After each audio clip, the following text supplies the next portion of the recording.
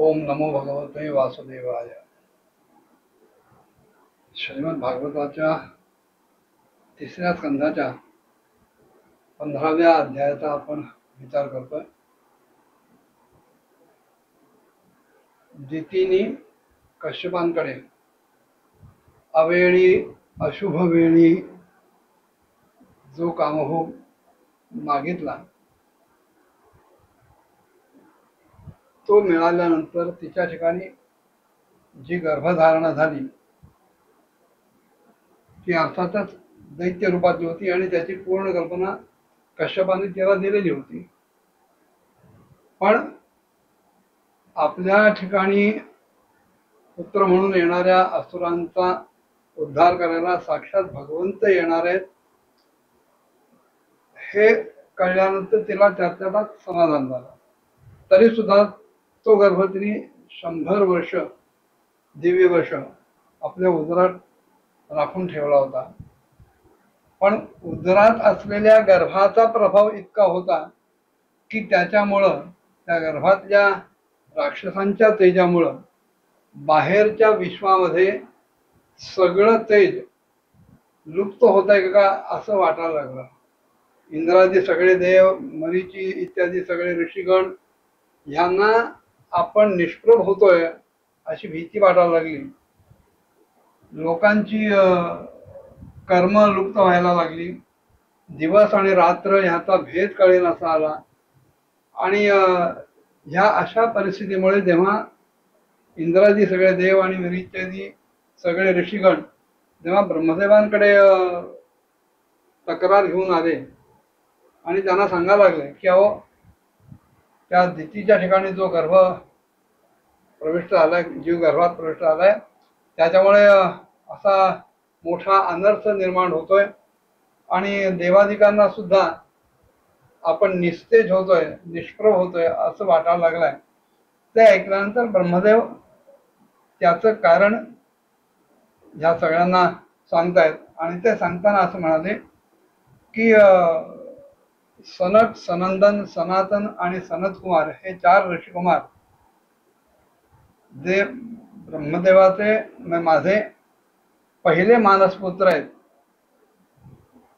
आणि जे नित्य 5 वर्षाचं वय असलेल्या देहाच्या रूपात राहतात, ते एकदा वैकुंठात गेले होते भगवंताच्या दर्शनासाठी. मग तो वैकुंठ कसा आहे त्याचं वर्णन ब्रह्मदेव ह्या सगळ्यांना सांगतात.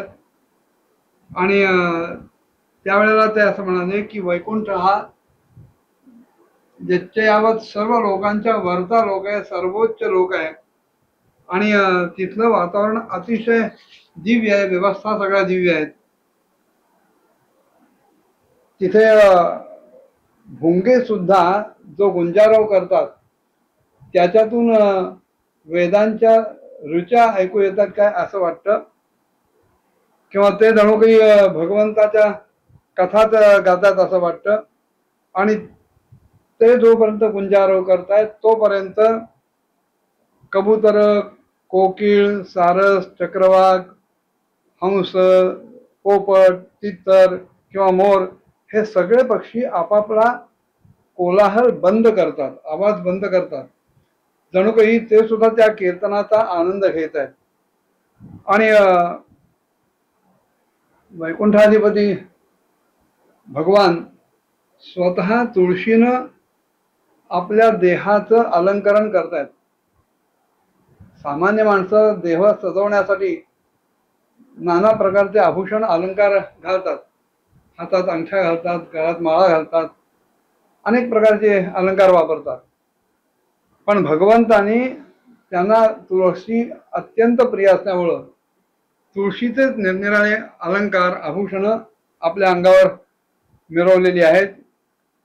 त्या लोकांमध्ये वैदुर्य, मरकत, पन्ना म्हणजे पाचू यांचा खच आहे. सगळीकडे सुवर्ण यानं हिंडतायत. तुळशीच्या गंधामुळं मंदार कुंद, तिलक वृक्ष, रात्रीची उमलणारी कमळं, दिवसा उमलणारी कमळं, बकुल पुष्प, नागकेसर, चंपक ह्यांना सुद्धा असं वाटायला लागलं की आपला गंध, आपला सुवास तुळशीच्या गंधापुढे काहीच नाही. इतकं त्या तुळशीचं तप फार मोठं आहे की ज्याच्यामुळं भगवंत तुळशीचाच आभूषण म्हणून सर्वत्र स्वीकार करतात.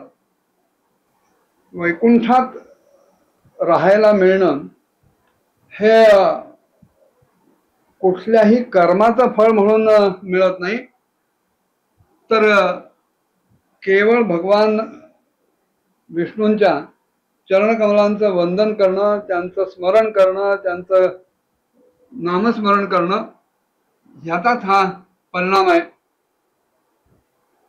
तिथे राहणारे जे भगवत भक्त आहेत ते भक्तीमुळे अन्य विषयांच्या बाबतीत इतके विरक्त आहेत की समोर अगदी अप्सरा जरी आल्या किंवा अन्य सुंदर तरुणी जरी आल्या आणि काही विभ्रम करायला लागल्या तरी त्यांच्याकडनं या भगवत भक्तांच्या चित्तामध्ये कुठल्याही प्रकारचा कामविकार निर्माण होणार नाही, त्या निर्माण करू शकत नाही. एवढंच कशाला, परमसौंदर्यशालिनी अशी जी लक्ष्मी आहे, जिच्या कृपेसाठी सामान्य माणसंच काय सगळे देव सुद्धा प्रयत्नशील असतात, तिचा एक तरी कृपा कटाक्ष आपल्यावर पडावा अशी ज्या सगळ्या देवांची इच्छा असते, ती लक्ष्मी सुद्धा आपल्या ठिकाणचा स्वभावतः असलेला जो चंचलतेचा गुण आहे किंवा त्याला दुर्गुण म्हणा, तो टाकून भगवंताच्या पायाशी त्यांची सेवा करते. ज्या वेळेला ही लक्ष्मी आपल्या पायातल्या नूपुरांच्या झंकारा बरोबर हातातलं ते लीला कमळ सुद्धा फिरवत फिरवत सगळीकडे हिंडत असते, त्यावेळेला त्या वैकुंठातल्या ज्या सुवर्ण भिंती आहेत आजूबाजूच्या किंवा स्फटिकमय अशा ज्या भिंती आहेत, त्याच्यात त्यांचं प्रतिबिंब बघितल्यानंतर दिसल्यानंतर लक्ष्मी माता जणू त्या सगळ्यांचं परिमार्जन करतायत त्या भिंतींचं असं वाटतं. ब्रह्मदेव देवतांना सगळ्या पुढे सांगतायत की ज्या वेळेला लक्ष्मी माता सगळ्या दासींना आपल्या बरोबर घेऊन क्रीडावनामध्ये तुळशीच्या साह्यानं भगवंताची पूजा करतात, त्यावेळेला तिथे जे निर्मळ पाण्याची सरोवर आहेत, त्याला चांगले रत्नांचे घाट बांधलेले आहेत, त्यात आपलं प्रतिबिंब बघतात. कसं अतिशय सुंदर सावरलेले केस आहेत, नासिका उन्नत आणि सरळ आहे, चेहरा अतिशय सौंदर्यपूर्ण आहे, असं आपलं मुख जेव्हा तिथे प्रतिबिंबामध्ये बघतात तेव्हा त्या स्वतःला अत्यंत भाग्यशाली समजतात की ह्या चेहऱ्याचा, ह्या मुद्रेचा भगवंतानी स्वतः आस्वाद घेतलेला आहे. जी माणसं भगवंताच्या पापविनाशक अशा लीलाकथांना सोडून, त्यांचा तिरस्कार करून किंवा त्यांची उपेक्षा करून बुद्धी नष्ट करणाऱ्या अर्थ आणि काम या पुरुषार्था संबंधीच्या निंज कथा ऐकतात, त्यावेळेला ते वैकुंठात जाऊच शकत नाही. राहणं हा पुढचा भाग आहे असं ब्रह्मदेव सगळ्या देवतांना उद्देशून सांगतात. आणि असे हे अभागी जीव, अशी ही अभागी माणसं जेव्हा अशा निस्सार असल्या गोष्टी ऐकतात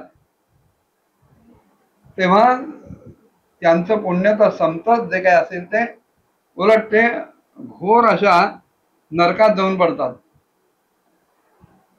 ब्रह्मदेव म्हणाले की मनुष्य योनीचं महत्व एवढं आहे की तत्वज्ञान आणि धर्माची जर प्राप्ती करून घ्यायची असेल तर ती केवळ ह्या मनुष्य जन्मामध्येच शक्य आहे. सगळ्या देवता सुद्धा मनुष्य जन्माला येण्याची प्रार्थना करतात. तुकाराम महाराजांचं वचन आहे, स्वर्गी त्यामर इच्छिता ते देवा, मर्त्यलोकी भावा जन्मा आम्हा, नारायण नामे होऊ जीवन मुक्त. तेव्हा भगवंताचा लोक जर प्राप्त करायचा असेल, वैकुंठाची प्राप्ती जर करायची असेल, तर मनुष्य जन्माला येऊन भगवंताची अपार भक्ती करणं आवश्यक आहे. आणि त्याच्यासाठी केवळ मनुष्य योनीतच तुम्हाला यायला पाहिजे. आणि मनुष्य योनीत येऊन सुद्धा जी माणसं भगवंताची आराधना करत नाहीत, ते केवळ भगवंताच्या मायेला मोहित होऊन त्या मायेमध्ये अडकून करंट्याचं जीवन जगत असतात. सगळे देव, ब्रह्मदेव असोत, भगवान शंकर असोत, हे सगळे श्रीहरींचं नितांत चिंतन करत असल्यामुळं, निरंतर चिंतन करत असल्यामुळं यमराज सुद्धा या सगळ्यांपासून दूर असतात. आणि आपसांमध्ये जेव्हा भगवंताच्या यशाची ते चर्चा करत असतात, यशांचं गुणगान करत असतात, तेव्हा भगवंताबद्दलच्या प्रेमामुळं त्यांच्या नेत्रातून सहजपणे अविरल अशा अश्रुधारा व्हायला लागतात. त्यांच्या शरीरावर रोमांच फुलायला लागतात. आणि त्यांच्या ह्या स्वभावामुळं ब्रह्मदेव सांगतात की आम्ही जीव सुद्धा वैकुंठामध्ये राहण्याची, वैकुंठात जाण्याची सतत इच्छा करत असतो. ज्या वेळेला सनकादी मुनी विश्वगुरु अशा भगवान श्रीहरींच्या निवासस्थानी म्हणजे त्या वैकुंठामध्ये आपल्या योग बलाने जाऊन पोहोचले, तेव्हा त्यांना अतिशय आनंद झाला. आणि भगवत दर्शनाच्या तीव्र इच्छेनं, लालसेनं अन्य कुठलीही सामग्री न घेता भगवंताच्या दर्शनासाठी आवश्यक असलेली अन्य कुठलीही सामग्री न घेता तिची उपेक्षा करत ते वैकुंठाच्या 6व्या दारापर्यंत जाऊन पोहोचले. वैकुंठ हा मुळात चिन्मय लोक आहे, चिन्मय प्रदेश आहे. आणि वैकुंठात पोहोचण्यासाठी एका पुढे एक अशी 6 दारं तिथे उपलब्ध आहेत. ज्याच्यात कुठल्याही प्रकारे स्त्री पुत्रादी कोश नाहीत, अन्य रसमय कोश नाहीत, अविद्यामय कोश नाहीत. केवळ तो चिन्मय असा लोक आहे. आणि तिथे गेल्यानंतर त्यांना अतिशय आनंद झाला. मग पुढे काय झालं पुढच्या भागात बघूया. ओम नमो भगवते वासुदेवाय.